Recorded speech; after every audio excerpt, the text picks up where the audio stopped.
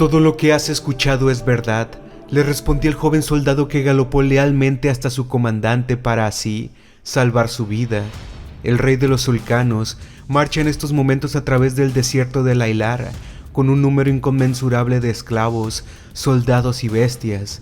Su único objetivo es gobernar sobre las 10 coronas y destruir a todos los que nos oponemos a ese destino. Tu rey, tu joven rey, nació con un corazón muy distinto al que impulsaba los pasos de su padre.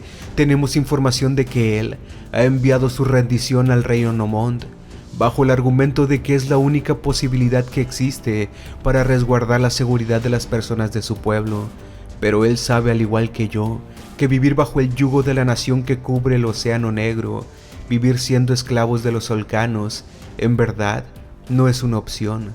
Cualquier persona en este mundo, libre o esclavo, elegiría antes la más cruenta muerte, sin dudarlo. Su respuesta me hizo entender que no estaba frente a un soldado común. Debe de tener uno de los rangos con mayores privilegios en la jerarquía de su reino, pues cuenta sin duda con información privilegiada, imposible de ser poseída por cualquier plebeyo. En mis viajes, me dijo, donde cumplíamos las funciones de reconocimiento, llegamos hasta esa extraña frontera, donde la arena y el mar están impregnadas con ese inusual color negro. Solo atravesar de forma encubierta el reino de los solcanos nos tomó más de 15 semanas. En nuestro recorrido, obtuvimos información militar sobre sus tropas, y en verdad, sus números no son nada comunes, nada que se haya visto sobre esta tierra. Estoy completamente seguro de que su poder militar supera el de las 10 naciones, incluso si atacamos todos unidos, bajo un mismo comando, en una alianza que no se ha dado en más de 3000 años, y dados los tiempos que vivimos, parecería imposible. Dirigió su mirada al suelo y me hizo la misma pregunta que había escuchado en múltiples ocasiones, desde la voz de diversas personas durante los últimos meses. ¿Qué podemos hacer? Si no existe posibilidad de vencerlos, la tierra sería sustituida por un océano de sangre si nos oponemos a sus fuerzas, sin mencionar lo que las leyendas cuentan. Entre las calles del reino Olcano se dice que en su ejército existen bestias con el tamaño de 50 caballos juntos, con poderosos colmillos y gran ferocidad. Mis ojos y los de mis compañeros no pudieron ver algo parecido cuando transitábamos por esas calles, pero demasiadas personas eran las que coincidían con el mismo relato. A más de 100 hombres podrían destruir cada una de esas bestias. Se cuenta que algunos de los rangos militares más altos dominan las artes oscuras y pueden dar forma a hechizos que hacen arder hectáreas completas con solo el chasquido de sus dedos. Escuchamos también sobre poderosos alquimistas que son capaces de manipular y forjar el acero mítico que existe desde antes de que los hombres habitaran en esta tierra. ¿Qué de todo esto es verdad y qué es fantasía? ¿Cómo podría alguien saberlo? La simple inclusión de alguna persona de una nación distinta constituye un delito que se paga con la muerte. Fue gran fortuna la que tuvimos por haber podido salir de ese sitio con vida, y eso justo es la razón por la que muy pocas personas poseen la información que tenemos, algunos soldados de mi reino y yo, sobre los solcanos. Y puedo decir de que no es información que pudiera ponernos en una posición que beneficie nuestra improbable cruzada. Sabiendo esto, dudo que exista alguien vivo que pudiera decirnos algo que nos diera la anhelada ventaja que buscamos. A pesar de la brevedad de nuestro primer encuentro, me queda claro lo valioso que es contar con un soldado de sus características, por lo tanto tendría que hacer lo necesario para que su comandante luche por nuestro estandarte. Sé que él lo seguirá, y juntos marcharemos por la nueva unión de las 10 naciones. Creo que existe una pequeña esperanza, joven soldado, le respondí. Pero no es el momento de adentrarnos en esos temas. Por favor, siéntete libre de solicitar a mis hombres alimento y cualquier cosa que puedas necesitar. Trata de dormir con la mayor tranquilidad que te sea posible. Te juro que los mejores médicos entre mis hombres atenderán las heridas de tu comandante. Él sobrevivirá, así tiene que ser, porque al igual que yo, estoy seguro de que entiendes que su vida es pieza clave en nuestra próxima e inevitable guerra, Las 10 coronas conocen de su honor, su valía y las batallas que ha superado. Teniéndolo de nuestro lado habrá mayor probabilidad de lograr la alianza predicha en las profecías. Sujeté con mi mano derecha una de las telas que cubrían la entrada de su campaña. Giré mi rostro y le dije: duerme con esperanza. Lo que conocerás mañana será un rayo de luz que profanará el negro océano. Durante toda la noche visité en múltiples ocasiones el lugar donde el soldado estaba siendo atendido. Era imposible que alguien ignorara las hazañas de la persona que veía postrado, con el cuerpo deshecho. Su nombre trascendió las fronteras y sabía que al igual que un arma, como ninguna otra, representaba un riesgo, pues en el lugar de Onomont sería este hombre mi primer objetivo al atravesar el desierto. Debía estar seguro de que nuestros médicos harían todo lo posible por salvarlo. Les ofrecí grandes riquezas y su labor culminaba en una victoria al entregar su peso en oro el mismo día en el que él se pusiera de pie. Su recuperación para llegar a tener apenas las fuerzas suficientes para poder incorporarse tardó más de 12 días. Al abrir los ojos, junto a su morada guardábamos el joven soldado y yo, quien se convirtió en la prioridad más grande que teníamos, y durante los 12 días transcurridos, mis soldados pudieron incluir en nuestras filas al que hoy sabía era el guardián de la puerta en el reino que sitiábamos. Le mostramos cómo utilizar las armas que para él eran extrañas, cómo era constituida la jerarquía de nuestro poder militar, e hicimos todo lo posible para despertar en ese hombre un mínimo de sentido de lealtad, pues después de todos estos días, comprendí que tal vez él sería una de las piezas más importantes para lograr nuestro objetivo. Después del día número 14 en el que llegamos hasta estas tierras, y después de haber informado al comandante herido en batalla sobre todo lo que ilegítimamente su rey y mandos superiores le ocultaron, convoqué a una reunión donde únicamente estaríamos presentes 6 hombres. Primero, Telma Dacio, el joven guardián de la puerta, acompañado del poderoso Abaton Baelor, comandante del ejército de su rey. También mi consejero personal, Maximus, el general supremo de mi ejército, Mercidio, junto a nosotros, aquel que consideraba como la persona que posee el mayor intelecto sobre las 10 naciones, Clóboto, y por último estaba yo, y sobre mis brazos, la fuente de toda nuestra esperanza, el códice Finigio. No hubo la necesidad de explicar qué eran esos 3 trozos de madera y mármol con misteriosos grabados. Ellos lo sabían a la perfección. Al verlo, sus ojos proyectaron hacia mí un gran desconcierto, pues a pesar de que la leyenda de la existencia del códice era conocida por todas las personas, se creía que era solo cuentos para dar esperanza a los corazones de los hombres en tiempos de guerra. Al ponerlo sobre la mesa frente a nosotros y quitar lentamente las telas blancas que lo cubría, di un paso atrás para dejar que Clóboto tomara la palabra, pues la popularidad del códice se extendía por todo el mundo, pero extrañamente, la información que contiene es un misterio para todos. Clóboto, después de tomar una gran bocanada de su pipa e iluminar todo el lugar con el rojo vivo de las cenizas, inició su narrativa. He pasado los últimos 10 años de mi vida junto a un gran número de aliados, tratando de descifrar el significado del códice, y justo cuando pensábamos que era completamente indescifrable, llegó a nosotros la última pieza del enigma, oculto en la tumba de un monarca en un reino antiguo, y del que lo único que el implacable tiempo ha dejado sobrevivir son las ruinas. Encontramos la tercera tabla, la cual daba significado a todo el extenso escrito que por tantos años fracasamos en comprender. Y aunque el códice en estos momentos es el motivo por el que emprendimos esta campaña, es la razón por la que nuestros corazones de nuevo pueden sentir un destello de esperanza, una posibilidad de sobrevivir al enemigo, no inicia de una forma muy alentadora. Sus primeras líneas nos cuentan sobre el trágico destino que tuvo lo que se dice fue el primero de los reinos de los hombres. Les pido, mis señores, que mis palabras no los confundan. No estoy hablando de algo similar a los imperios que forjaron los padres de sus padres. Este reino precede a las guerras legendarias que dieron forma a los 10 reinos. Precede incluso los restos que hemos encontrado al recorrer cada vez más terrenos inexplorados. Era un tiempo en el que el lenguaje era distinto y las costumbres erráticas. Precedieron a los dioses de los hombres que cruzaron por primera vez el Mar Negro y la formación de los ríos que hoy alimentan nuestros reinos. Las palabras que están frente a nosotros, mis señores, son mucho más antiguas de lo que nuestra imaginación puede generar. El final de este reino fue producto de la guerra de los hombres contra una criatura mítica que en todos los años que tengo estudiando las escrituras más desconocidas y olvidadas, he entendido que es una constante. No es la primera vez que leo o escucho sobre las valquirias, criaturas con una estructura mortífera y que escapa a nuestra comprensión.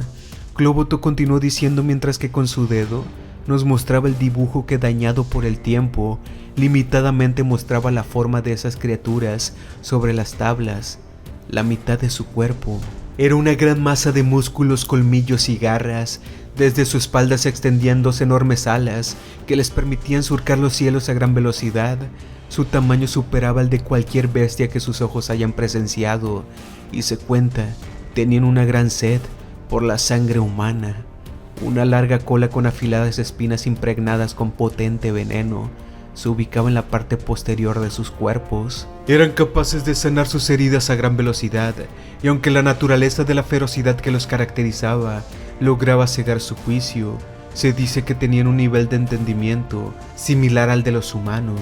El códice cuenta que la única razón por la que esas criaturas no exterminaron a los hombres durante tantos años es porque en las jóvenes e inexploradas tierras las dos especies nunca se habían encontrado entre sí, siendo completamente desconocidas la una para la otra, hasta que, inevitablemente, la propagación de los asentamientos dieron el primer contacto. Naturalmente los hombres lucharon por sobrevivir y durante muchos años buscaron alguna manera de encontrar la paz. Una tras otra vez, fracasaron. Esas bestias carecían de misericordia y, al parecer, su único objetivo era exterminar sin piedad a toda criatura que se cruzara en su camino. El códice está lleno de heroicos relatos donde los hombres luchaban por proteger los pueblos. Se cuenta a detalle la forma en la que se desarrollaban feroces guerras, que en la mayoría de los casos terminaban en terribles masacres, donde había un solo perdedor. Los hombres no podían hacer frente a esas bestias con sus frágiles armas de cobre. Las puntas de sus flechas no lograban atravesar la gruesa y acorazada piel del enemigo, y por más de 1000 años, una tras otra las aldeas caían ante los ataques. Todos los pueblos que lograron actuar a tiempo huyeron hacia el castillo del rey, el primer monarca de estas tierras, pues ese lugar estaba protegido por grandes murallas, una extraordinaria edificación que logró contener a las terribles valquirias durante algunos años, pues se cuenta que, al parecer, existían ciertas estaciones en las que les era imposible volar. Únicamente podrían elevar del suelo sus pesados cuerpos bajo ciertas condiciones, pero cuando la nieve se derritió y el flujo de sangre pudo alcanzar y alimentar los músculos de sus alas, iniciaron la invasión en contra del reino. De esa forma destruyeron lo que durante miles de años los hombres habían construido. Los sobrevivientes escaparon a lugares remotos. Se piensa que esa fue la razón por la que nuestra especie pobló una gran cantidad de terreno sobre esta tierra. Se cree también que a partir de ese momento, y por el éxodo forzado que sufrieron las personas, fue la razón por la que atravesaron las mareas negras y llegaron a los reinos de los Holcanos. Les pido, mis señores, considerar esto, donde la arena es de color negro. Se dice que ningún hombre debería vivir. Son condiciones climáticas tan inmisericordias que corrompen los corazones y las mentes de los más duros guerreros. Yo he estado ahí y he visto los actos más atroces que de ninguna manera pudiéramos experimentar de este lado del mar. Haber visto a los ojos lo terrible que son esas tierras me llena de convicción sobre la información contenida en el códice, ya que estoy completamente seguro de que nadie hubiera habitado las arenas negras de no haber sido obligados, de no haber sido que llegaron hasta ahí solo para poder salvar sus vidas. En ese sitio los débiles son exterminados, y no bastando con esto, solo porque tu estatura no sea lo suficiente, puedes ser considerado una aberración y darte como sacrificio a sus mitológicas bestias. Yo también he estado ahí, interrumpió a Clóboto el guardián de la puerta. Todo lo que dices es cierto. Nos miró de frente a todos y dijo: el agua escasea. Un día podrías sentir un frío tan intenso que te hace pensar que los huesos se convertirán en hielo, y al día siguiente, el intenso calor te hace muy difícil el simple hecho de moverte. Las noches son largas y llenas de alimañas que podrían acabar con tu vida. El gobernante Onomond no permite ningún tipo de desobediencia. Pude ver cómo solo porque una persona se adentra en una de las zonas prohibidas basta para que sea ejecutado. Creo que no es necesario decir que bajo esas condiciones la gente en ese sitio es extremadamente violenta. El padre de nuestro rey nos envió a ese lugar para recabar información.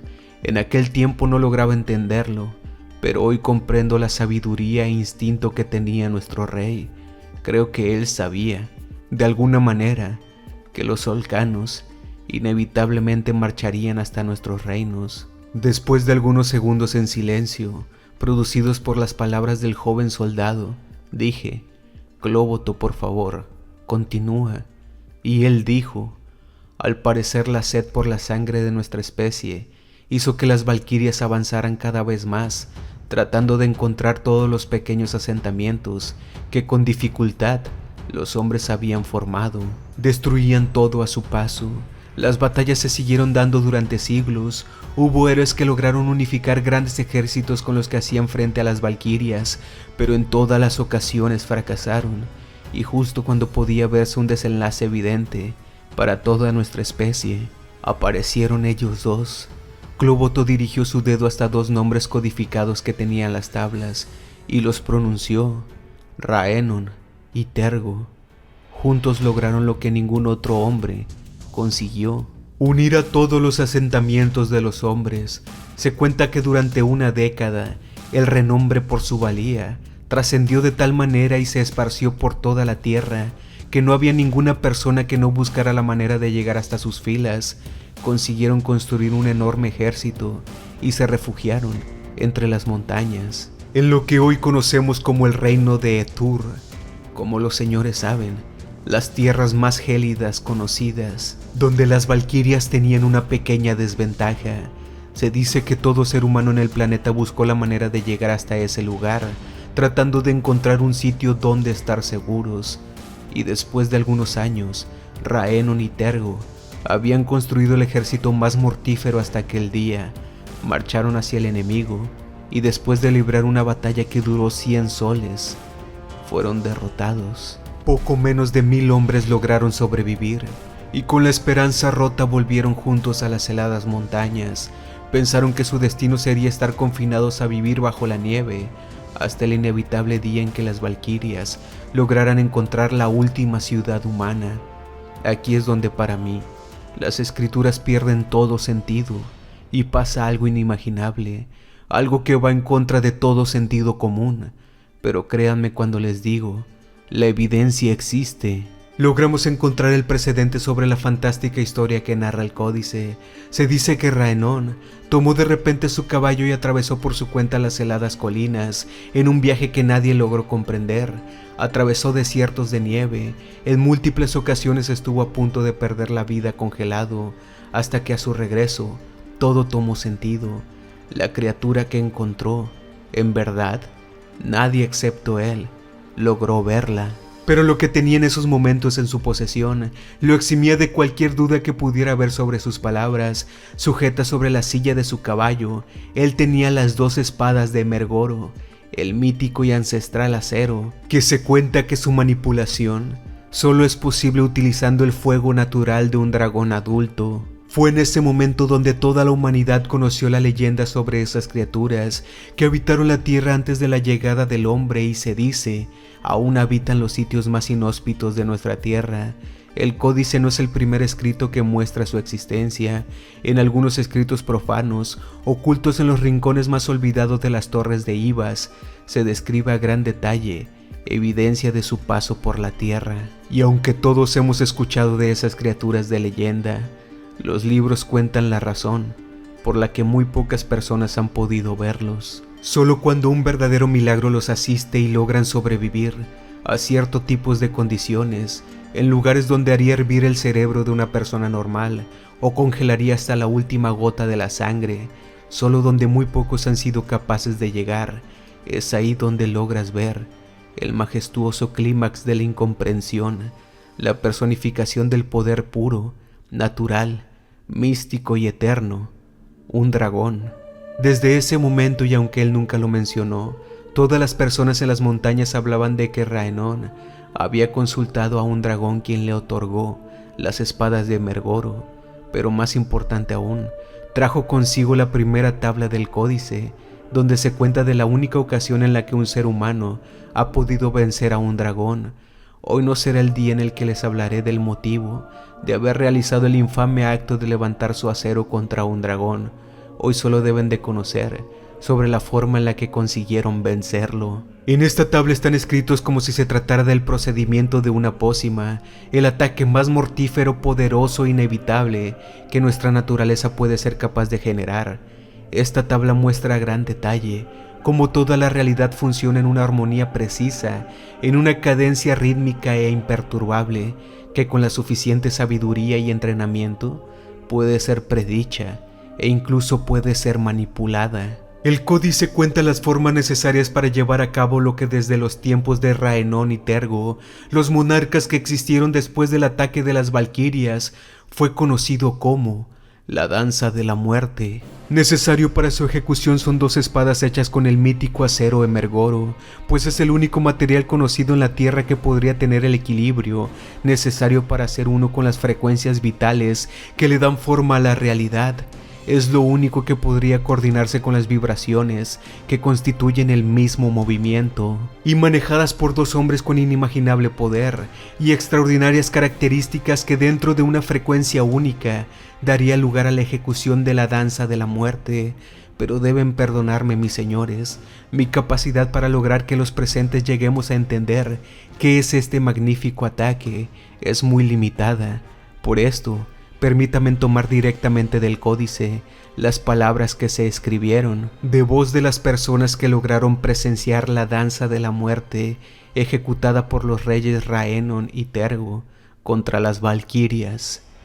Cuando el honor de bravos soldados habían sido aplastados por la ferocidad insólita de las garras mortales que se elevan por los cielos, y la rendición se había convertido en una necesidad para preservar la vida de los pocos que aún quedaban, después de la batalla definitiva, cuando 50,000 almas se unieron en un grito desesperado en busca de la absolución, y aún así, habiendo sido derrotados, el rey de los dragones volvió del infierno helado, y con su andar el brillo destellante del acero mítico se asomaba desde su montura, trayendo un rayo de esperanza que era capaz de derretir el hielo que el fuego no lograba derretir. Por muchos años los 2 reyes se retiraron aún más arriba en las montañas, dejando a su cargo a sus consejeros Ovidius y Amerfo, con un mandato sobre sus hombros: reagrupar a todos los hombres y mujeres dispuestos a ver al mundo de los muertos a los ojos, pues a su regreso, una nueva historia iniciaría, dando lugar a la nueva guerra. En el campo de batalla las valquirias devoraban la carne de los soldados, y los pocos que lograban atravesar sus cráneos caían rendidos de cansancio a sus pies, cuando en algún tiempo el ataque se formó con 50,000 herederos de las tierras. En esta ocasión menos de 10,000 eran los que buscaban la gloria eterna, justo cuando la rueda de la historia pretendía dar un nuevo giro y repetir la procedencia de toda nuestra agonía. Los 2 reyes se posicionaron en el centro de la batalla, descendieron de sus caballos y mostraron al mundo el equilibrio supremo, el ataque absoluto, lo que aprendimos de nuestro aliado dragón. Todos presenciamos con horror y asombro, con miedo y esperanza, la danza de la muerte. Cuando una estocada provenía desde las garras de las valquirias, Tergo protegía la espada de Rhaenón, anticipando al mismo viento que rodeaba sus movimientos, y con el acero mítico reclamaba lo que le pertenecía, todas las partes cercenadas de las bestias. En ocasiones las 2 espadas chocaban, produciendo un estruendo similar al del relámpago. Solo para impulsarse contra la piel desprotegida de las bestias, podíamos ver cómo estaba presente un instinto inmenso de premonición, que no parecía ser producido por un truco de hechicería, sino más bien, cada poderoso movimiento provenía desde el centro mismo de la tierra, donde sus pies giraban firmemente y las espadas, que ya eran parte de su propio cuerpo, como parte del mismo planeta, percibían las vibraciones más diminutas de cualquier fluctuación en el aire, la tierra, la humedad, la arena, la sangre, el sonido, la brisa y cualquier elemento que provocara una pulsación evidente para su nuevo instinto desarrollado con la sabiduría del dragón. Vimos caer cientos de bestias a su alrededor, y ellos avanzaban como uno mismo, no solo entre sí, sino con todo el cosmos. La sangre marrón de las bestias ya no era inmortal. Los reyes acabaron con la devastación que nos asolaba. Sus movimientos eran fruto de la esperanza para todos los que pudimos verlos en batalla, y claramente sabíamos que había llegado la nueva era para los hombres, forjado con la sangre de las valquirias. Y de repente llegó el número que resultó incomprensible. Aseguro que eran miles los monstruos que habían caído a sus pies, pero nadie lo sabría con precisión. Entendimos cómo los movimientos hechos por una comprensión diferente, diseñados por algo que supera las habilidades humanas, estaban pensados para la conservación de la energía, y aunque los poderosos reyes que escenificaron el ataque tenían mayor poder que cualquier otro en las montañas, eran dos humanos. No hubieran podido soportar tal desgaste durante un tiempo tan prolongado. La mortífera técnica estaba hecha para aprovechar el impulso del ataque enemigo, que hacía que las bestias se destruyeran a sí mismas con las hojas del acero mítico. Parecía que ellos simplemente estaban fluyendo con la energía. Ellos se convirtieron en la vibración y las frecuencias.